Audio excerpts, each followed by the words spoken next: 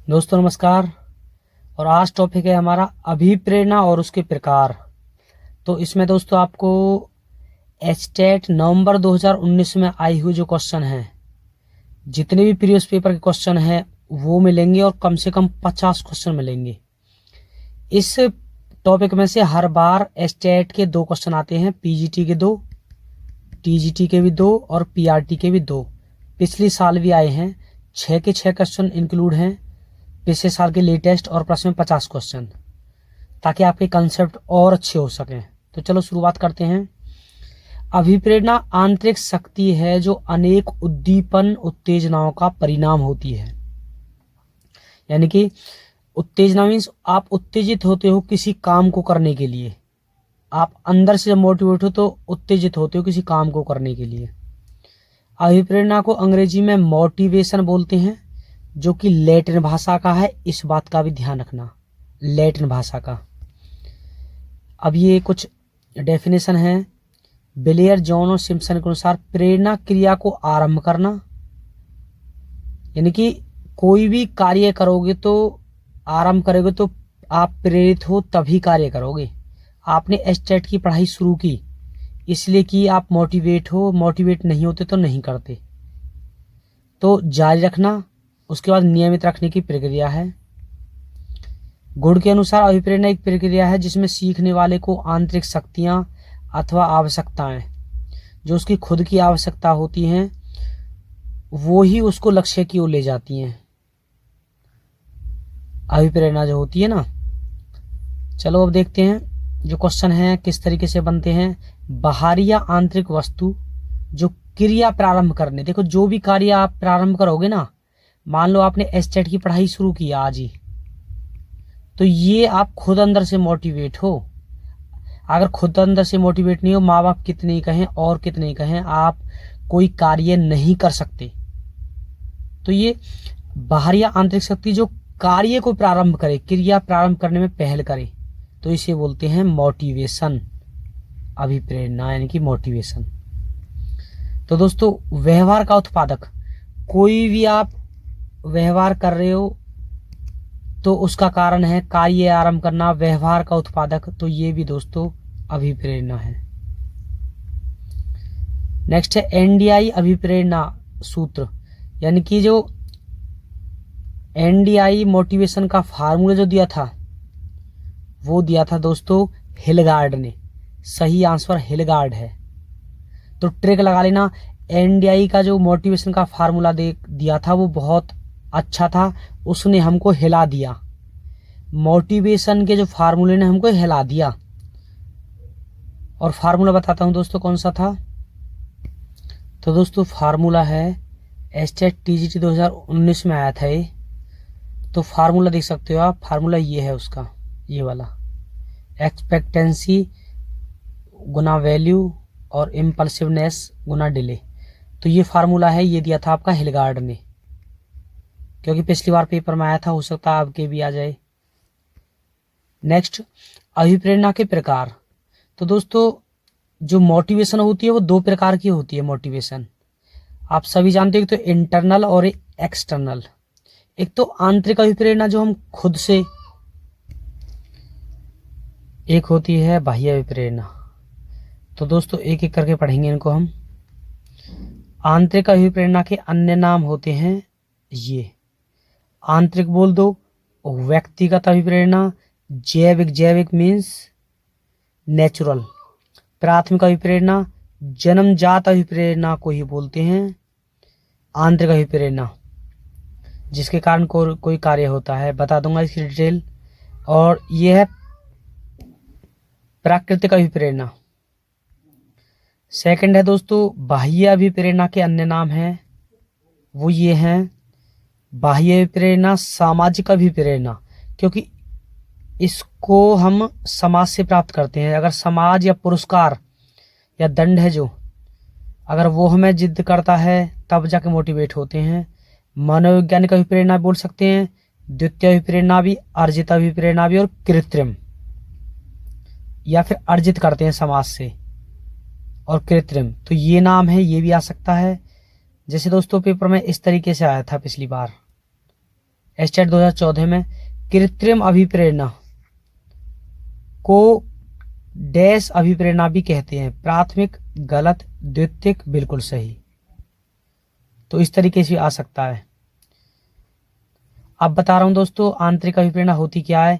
बालक किसी कार्य को अपनी स्वयं की इच्छा से, जब आप किसी कार्य को स्वयं की इच्छा से करते हो ना, उस कार्य को करने के बाद बालक को खुशी और संतोष प्राप्त होता है, उसमें उसकी रुचि बन जाती है। इसे प्राथमिक अभिप्रेरणा या आंतरिक अभिप्रेरणा कहते हैं। इस प्रकार के अभिप्रेरणा के अंतर्गत पाठ्य वस्तु तथा क्रियाओं से छात्रों को स्वयं ही प्रोत्साहन मिलता है। तो जिस कार्य को आप अपनी स्वयं की इच्छा से करते हो दोस्तों, उसे बोलते हैं आंतरिक अभिप्रेरणा। अब इसके क्वेश्चन हैं और थोड़ी सी गहराई से पढ़ के डिटेल देखते हैं, क्वेश्चन देखते हैं। इस अभिप्रेरणा का संबंध शिक्षार्थियों की प्राथमिक इच्छाओं, उनकी खुद की प्राथमिक इच्छा होनी चाहिए, रुचियों और आवश्यकताओं से है। उदाहरण के लिए यदि कोई बच्चा गणित में रुचि लेता है, कोई बच्चा विज्ञान में रुचि लेता है, यह इसलिए होता है क्योंकि उन्हें इन विषयों के अध्ययन में आनंद आता है, जो आंतरिक रूप से अभिप्रेरित होता है। इस प्रकार के स्वाभाविक व्यवहार के अंतर्गत छात्रों के सीखने की प्रक्रिया तीव्र होती है। जो भी आप किसी चीज को आंतरिक रूप से आनंद लेके करते हो, तो उसमें दोस्तों आपकी सीखने की प्रक्रिया पहले से ज्यादा अच्छी होती है और उनकी रुचि विषय में बनी रहती है। तो क्वेश्चन है, इनमें से कौन सा जन्मजात प्रेरक नहीं है। जन्मजात भूख है, प्यास है, नींद है, ये हर एक व्यक्ति जब बच्चा जन्म लेता है तब से शुरू हो जाते हैं, जो मोटिवेटर बोलते हैं ना, जन्मजात प्रेरक। तो ये आदत नहीं है, ये नहीं है। ये देख सकते हो आप, आंतरिक अभिप्रेरक ये हैं, भूख, आराम, प्यार, सेक्स, ये हैं। एक व्यक्ति की जीवन में नाम, प्रशंसा कमाने की इच्छा किस प्रकार का अभिप्रेरक है। यानी कि वो कहता है मैं तो जीवन में नाम कमाना चाहता हूं, प्रशंसा कमाना चाहता हूं, तो खुद मोटिवेट है, वो अंदर से खुद मोटिवेट है, तभी वो नाम कमाना चाहता है। इसलिए नाम कमाना और प्रशंसा कमाने की इच्छा को बोलते हैं आंतरिक अभिप्रेरक, यानी कि आंतरिक अभिप्रेरक। नेक्स्ट, जो मूल्य हम परिवार और समाज से सीखते हैं वे हमारे व्यवहार को प्रभावित करते हैं। दोस्तों, जो हम परिवार और समाज से सीखते हैं वो भी आप आंतरिक अभिप्रेरणा के रूप में करोगे आप, ना कि बाहरी। क्योंकि परिवार और समाज से सीखा ही तो आपने, सीखा है उनसे, खुद मोटिवेट हुए हो और तब जाके खुद काम किया। ऐसा थोड़ी ना है भाई, एक प्यासे को आप कुएं के पास ले जा सकते हो, सिर्फ जो प्यासा है उसको कुएं के पास ले जा सकते हो। अब पिए ना पिए वो तो इसका काम है ना। तो कहने का मतलब परिवार और समाज उसे सिखाते हैं, अब वो सीखे ना सीखे उसके अपना सिस्टम है। तो जो मूल्य हम परिवार और समाज से सीखते हैं वो हमारे व्यवहार को प्रभावित करते हैं, तो उसे भी हम आंतरिक में रखेंगे। क्योंकि बाह्य में कौन कौन से रखेंगे बता दूंगा मैं आपको, क्वेश्चन भी आ जाएंगे। अभिप्रेरणा और अधिगम। अभिप्रेरणा की मोटिवेट होगे तभी आप अधिगम करोगे। अगर खुद आपका मन नहीं है, आपके घर वाले कितने कहें एस्टेट के लिए करने की, सीटेट के लिए करने की, तो आप नहीं करोगे। तो अधिगम और जो मोटिवेशन और अधिगम के बारे में कौन सा कथन सही है ये देखते हैं। अधिगम केवल तभी प्रभावी होता है जब शिक्षार्थी में भीतर प्रेरणा हो। अभी बताया मैंने, जब तक खुद अंदर से मोटिवेट नहीं है तब तक अधिगम प्रभावी नहीं होगा। तो पहला सही। अधिगम केवल तभी प्रभावी होता है जब बाहरी रूप से प्रेरित हो। गलत। मैंने कहा ना, आप सिर्फ प्यासे कुएं के पास ले जा सकते हो व्यक्ति को या घोड़े को, तो बाहरी रूप से प्रेरित हो तब अधिगम प्रभावी नहीं होता। एस्टेट पीआरटी जनवरी 2019 में आया था।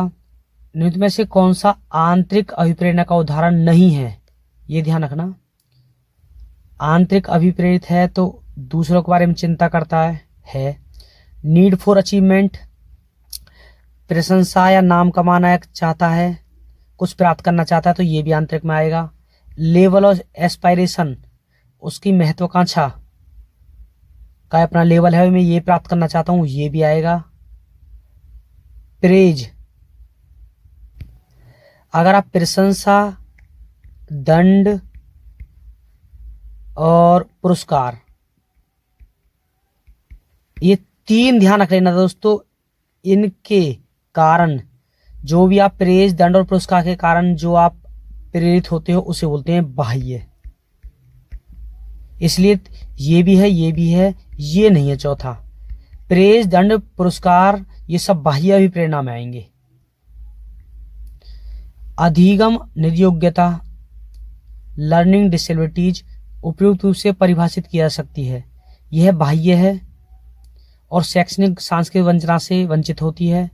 यह आंतरिक है, मतलब यह आंतरिक होती है। लर्निंग डिसेबिलिटीज भी आंतरिक मानोगे आप, माता पिता से सीखते हो उसे भी आंतरिक मानोगे। तो लर्निंग डिसेबिलिटी आंतरिक है और यह केंद्रीय तंत्रिका तंत्र के दुष्क्रिया से होती है, यानी कि इट इज इंस्टिंक्ट, यह आंतरिक है। और due to central nervous system dysfunction से होती है लर्निंग डिसेबिलिटीज, तो ये आंतरिक मानोगे इसे। एस्टेट पीआरटी जनवरी 2019 में। एक है एस्टेट पीजीटी नवंबर 2019 में, लास्ट में आया बिल्कुल अभी ये। रोहन बाहुबली की नवीनतम चित्र पुस्तक पढ़ रहा है, बिल्कुल, क्योंकि वह इस बात का इंतजार नहीं कर सकता कि बाहुबली और उसके परिवार के साथ क्या हुआ। कोई देखी चित्रकथा पुस्तक पढ़ी, मोटिवेट हुआ, जानने की खुद की इच्छा हुई, भाई क्रिया का आरंभ हुआ, और क्रिया का आरंभ किससे होता है? मोटिवेशन से। तो खुद मोटिवेट है कि इसके साथ क्या हुआ था, तो इसे हम रखेंगे केवल आंतरिक अभिप्रेरणा में। नेक्स्ट, एस्टेट पीआरटी जनवरी 2019 में आया है। कौन सा व्यवहारिक विशेषता व्यक्ति के अभिप्रेत व्यवहार से संबंधित नहीं है, यानी कि मोटिवेटेड व्यवहार से। ऊर्जा उसके अंदर होती है यदि मोटिवेट होता है तो, अपने आप को गाइड करता है, कंटिन्यू प्रोसेस होती है, पृथक दूसरों से सेपरेट नहीं होता, इसलिए ये गलत है। कौन सी विशेषता आंतरिक रूप से अभिप्रेत बच्चों के लिए सही नहीं है? ये हमेशा सफल होते हैं, ये गलत है। ये सफल होते हैं, ठीक था, लेकिन आंतरिक व्यक्ति हमेशा सफल होंगे, यहां गड़बड़ हो गई, इस शब्द ने बात बिगाड़ दी, इसलिए पहला गलत है। बाकी जो भी आंतरिक रूप से अभिप्रेत है उन्हें कार्य करने में आनंद आता है, बिल्कुल सही। वे कार्य करते समय उच्च स्तर की ऊर्जा प्रदर्शित करते हैं, ये भी सही है। वे चुनौती भरी कार्य करना पसंद करते हैं, ये भी सही है। ये गलत है। एक विद्यार्थी मेडिकल कॉलेज में दाखिला लेने के लिए कठिन परिश्रम करता है ताकि वह प्रवेश परीक्षा में उत्तीर्ण हो सके, तो खुद ने मेहनत की कुछ करने के लिए, तो इसको भी हम रखेंगे आंतरिक। अब है दोस्तों बाह्य। बाह्य द्वितीय अभिप्रेरणा, इस प्रकार के अभिप्रेरणा को अप्राथमिक द्वितीयक या बाह्य प्रेरणा भी कहते हैं। इस प्रकार के अभिप्रेरणा का संबंध किसी व्यक्ति से न होकर बाह्य वातावरण या अन्य व्यक्ति की इच्छा से होता है। बाह्य प्रेरणा के उदाहरण परीक्षा परिणाम, पुरस्कार, दंड, प्रतियोगिता, प्रशंसा। तो ये ही कर लो, सिर्फ उससे ही बेड़ा पार हो जाएगा आपका। पुरस्कार, दंड, प्रशंसा, निंदा और परीक्षा परिणाम ये बाह्य अभिप्रेरणा में आते हैं। परीक्षा परिणाम को देखकर मोटिवेट हो जाना किसी दूसरे के या फिर खुद के। अब है इसके अतिरिक्त सहयोग, मूल्यांकन, श्रवण, दृष्टि सहायता भी नकारात्मक बाह्य अभिप्रेरणा की भूमिका निभाते हैं। बाह्य अभिप्रेरणा से तात्पर्य एक ऐसे प्रोत्साहन से होता है जो शिक्षार्थियों को बाह्य वातावरण में दिया जाता है। अब बाह्य प्रेरणा में आप रखोगे सुरक्षा, प्रदर्शन, जिज्ञासा, सामाजिकता, कलह, ज्ञान। ये अभिप्रेरक हैं, बाह्य अभिप्रेरक। ये है आंतरिक और ये बाह्य के कॉमन वर्ड हैं। फियर, फेलियर बता दिया। आंतरिक में वो अवॉइड रिवार्ड और पनिशमेंट से दूर रहता है। एक शिक्षक विद्यार्थियों को अनुप्रेरित कर सकता है पुरस्कार देकर, सही, सही मार्गदर्शन कराकर, ठीक है, उदाहरण देकर। तो इन दोनों में से बेस्ट जो आंसर है वो कौन सा है? एक शिक्षक विद्यार्थियों को अनुप्रेरित कर सकता है सही मार्गदर्शन कराकर, ये ज्यादा सही है। बाहरी अभिप्रेरणा में समावेशित किया जाएगा प्रशंसा और दोषारोपण, पुरस्कार और दंड, ये भी आंसर है। प्रशंसा भी है, दोषारोपण ये भी आएगा, परीक्षा का ज्ञान परिणाम ये भी आएगा। तो सही आंसर उपरोक्त सभी। बाह्य प्रेरणा में, अब है बाह्य प्रेरणा में समावेशित किया जाएगा। अब देखो दोस्तों, अब चारों आ गए, अब खुद कंफ्यूज हो आप, हैं तो ये चारों ही, लेकिन चारों एक साथ आ जाएं तो बेस्ट कौन सा रहेगा, जो सबसे बेस्ट है? तो मैंने बता दिया पुरस्कार और दंड बाह्य प्रेरणा के सबसे अच्छे उदाहरण है, बाह्य प्रेरणा के।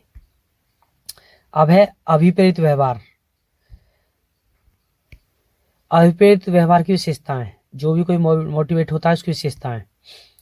अभिप्रेरणा का प्रभाव व्यक्ति की उत्सुकता के रूप में देखा जा सकता है। कहने का मतलब यह है, जो व्यक्ति अभिप्रेरित है वो हमेशा आपको उत्सुक दिखाई देगा। व्यक्ति की कार्य में निरंतरता, कंटिन्यूटी होती है, वो हमेशा लगा रहता है कार्यों में। अभिप्रेरित व्यक्ति का ध्यान एक ही बिंदु या एक ही कार्य पर रहता है, एक ही चीज पर फोकस रखता है। जब तक वो कंप्लीट ना हो जाता तब तक दूसरा कार्य नहीं छेड़ता। अभिप्रेरित व्यवहार द्वारा किसी व्यक्ति की आवश्यकताओं की संतुष्टि होती है।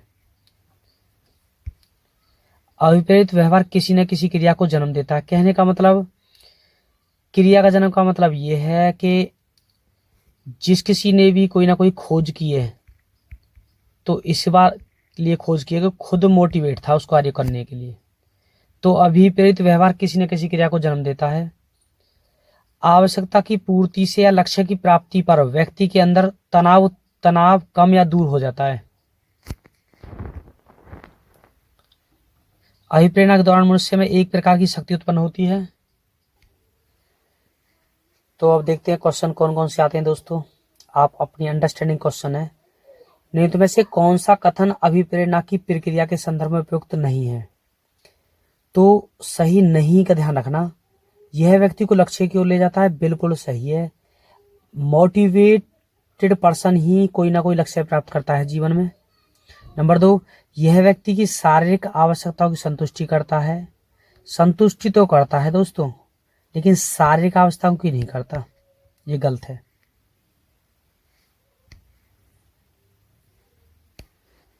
यह तीसरा है, यह मनोवैज्ञानिक आकांक्षा को प्राप्त करने में सहायता करता है, ये भी ठीक है। यह व्यक्ति को अप्रिय स्थिति से दूर रखता है।